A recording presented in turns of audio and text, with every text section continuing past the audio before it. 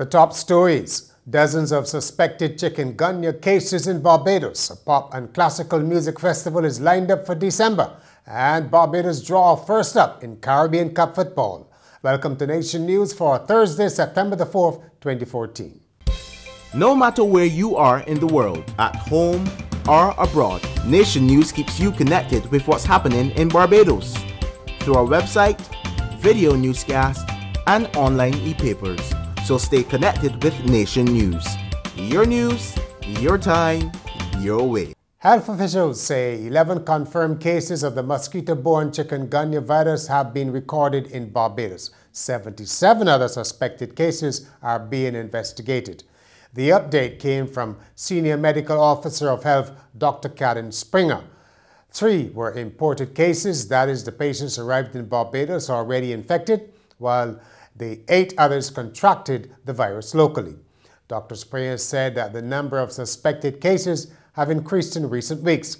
Thousands of cases of the virus have been recorded in the Caribbean in the last 8 months, 37 of which have been fatal.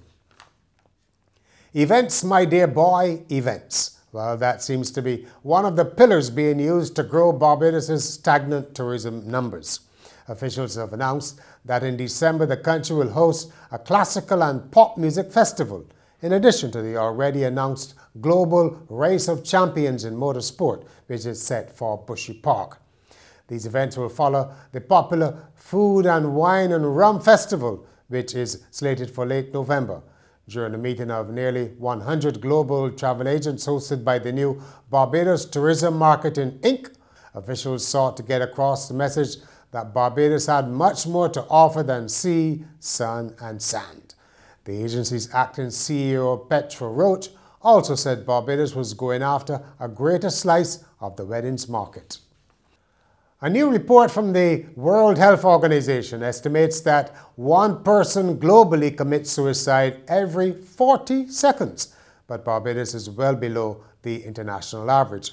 Higher income countries, among which Barbados is placed, saw 12.7 suicides per 100,000 people.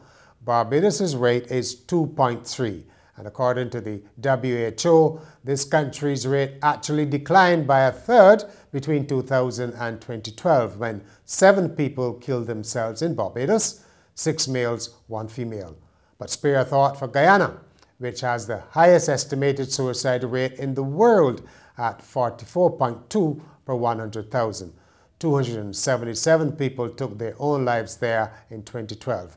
Pesticide poisoning, hanging, and firearms are among the most common methods of suicide globally. The identity of Barbados' newest millionaire remains a secret. The $1.3 million Mega 6 winner, said to be a woman in her 60s, sent family friend Livingstone Hoyt to collect the check on her behalf. Mr. Hoyt said she plans to renovate her home and pay her bills with her winnings. She's a humble person, and she's overjoyed at the moment. But she ain't show that emotion because of her nature. You understand? The jackpot ticket was bought on August the 26th at Phil's Meat and Vegetable Depot in Bridgetown. Guy Hewitt, an ordained Anglican minister and education sector executive, has been confirmed as the new High Commissioner in London. Mr. Hewitt fills the vacancy created by the resignation of Hugh Arthur. Author Sylvan Catwell has launched his second book, which contains anecdotes about the parish of St. Andrew. Family and friends gathered at the Ellerton Gospel Hall on Wednesday night to congratulate Mr. Catwell, whose previous publications include the Brethren in Barbados, Gospel Hall Assemblies 1889 to 1994. Editor Emeritus of The Nation, Harold Hoyt, called the latest book a favor to history. Look out for snow-cone carts shining as brightly as fruit syrup on crushed ice, and the operators smartly turned out to boot. A number of vendors have been rewarded for their participation in the first National Initiative for Service Excellence Sno-Cone Experience Project. The agent's CEO is Kim Tudor. The Caribbean has been highlighted as an example of democracy which should be emulated by other countries in this hemisphere.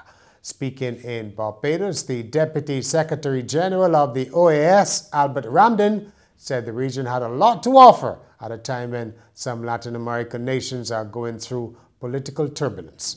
Barbados is, of course, the stronghold in terms of democracy in the Caribbean basin. But what we can bring as Caribbean countries to the table of the OAS to help other countries strengthen their democracy, strengthen their governance, is first of all a good governance system. We have a civil service which is well experienced and able to deliver. We have trade unions which are well developed. We have civil society organizations which have demonstrated a track record. We have a relatively good human rights track record. We have demonstrated the capability of overcoming many challenges this region has faced. Mr. Ramden was speaking at Hilton, Barbados during the Inter-American Congress of Ministers of Tourism. Sport now, Barbados started the Caribbean Football Union's Caribbean Cup with a 1-1 draw against Suriname. On Wednesday in Martinique, Ramel Burgess opened the scoring for Barbados in the 69th minute, but Suriname equalized in the 80th. Martinique topped the group after a 6-0 drubbing of Bonaire.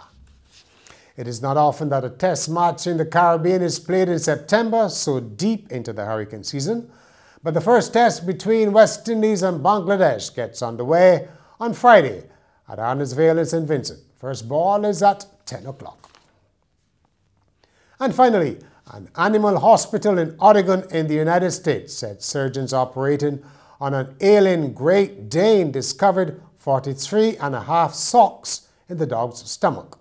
A spokeswoman for the Dove Lewis Emergency Animal Hospital said the owners brought the dog in with vomiting and a stalled appetite, and the doctor noted a lot of foreign material in his stomach when she took an x-ray. The spokeswoman said the Great Dane was operated on for 2 hours and the 43.5 socks were recovered from its stomach. The whereabouts of the missing half sock remain unknown. And that's Nation News for Thursday. For more, log on to our website, nationnews.com, as well as YouTube, Facebook, and Twitter. And get your Weekend Nation on Friday.